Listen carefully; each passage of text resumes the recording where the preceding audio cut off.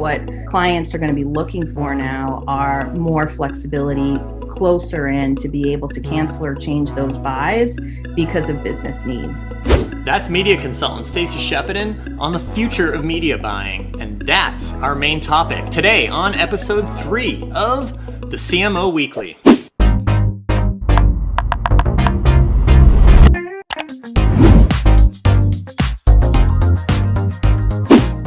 Hey everyone, I'm Mike Proulx and happy Sunday. Thanks so much for tuning in to the CMO Weekly.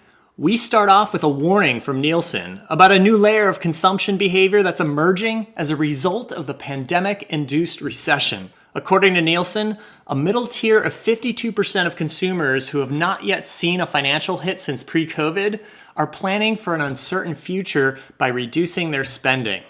Things like cutting back on luxury items, shopping at discount stores, and even cooking at home more. Nielsen recommends that brands increase more shelf-stable products in smaller pack sizes at lower price points, reducing packaging materials to lower shipping costs, and expanding promotions and loyalty programs to incentivize consumers to actually buy and clearly communicate brand value now more than ever. This past week, P&G's Chief Brand Officer Mike Proulx declared he's done with the TV upfronts, citing ratings declines, wasted inventory, and heavy ad loads that annoy consumers. This, among other in-housing trends, calls into question the very value of media agencies and the future of media buying. I spoke with agency veteran and strategic media consultant Stacey Shepatin to break all of this down. So I think what you're seeing in terms of the big pushback on the upfront is not the concept of the upfront, which is buying the best inventory at the best price in bulk for the year for your brand, because that is what you ultimately want for your brand. You want that right inventory at the best price you can get it. The big pushback on the upfront is both the timing of it, because it doesn't align with most brands' fiscal years, and the flexibility. And I think the flexibility piece has always kind of been out there as an issue, but I think this year, even more so with the pandemic and with companies seeing how quickly their business can change on a dime with the pandemic, I think that ultimately is like something that has to be taken into consideration now. What Mike Proulx says, who's the chief brand officer for P&G, is that the upfronts also result in a lot of waste, a lot of unused inventory. So how do you mitigate against that?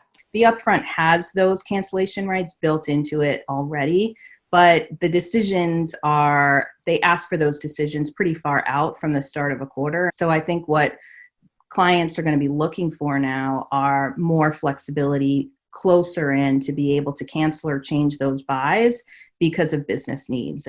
We continue to see more and more brands that are in-housing certain responsibilities. Media buying is a big factor on that. And this really begs the question is, what is the value of media agencies moving forward? Data alone and the cost of data for one client to purchase all of that, it's incredibly expensive and incredibly difficult to purchase and manage that all on your own. And an agency that can consolidate those costs and mitigate those costs across, many of their clients, it makes a lot more sense. You also have experts within a media agency across all media disciplines, with experience across so many different categories and so many different brands that you just don't get when you're focused solely on one brand. This was the year of streaming television where more and more platforms emerged. And I'm curious what you're seeing, Stacey, out in the marketplace as streaming now really starts to become the de facto standard for television. What does that mean for the future of media buying?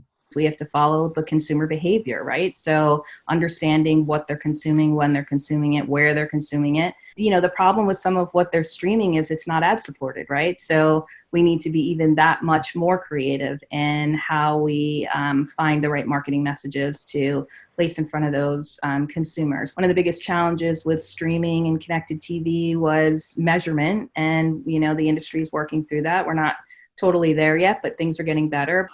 What should CMOs be most concerned about as they head into 2021 and they are thinking about their marketing and their media plans? One of the challenges that we face with data is it looks back on past behavior versus predicting what future behavior is going to be. We've predicted that there would be a shift in viewership to streaming, but no one predicted the pandemic was going to happen, and it skyrocketed, right? And shows that were only available through these streaming services are now like massive hits and what everybody's talking about. So I think there needs to be a time and effort and really understanding what's to come and being prepared to make shifts rather quickly and not being stuck in what you've done in the past. And so they should be spending time and money and making sure that they're ready for that. If you found this episode valuable, please share it with your colleagues. And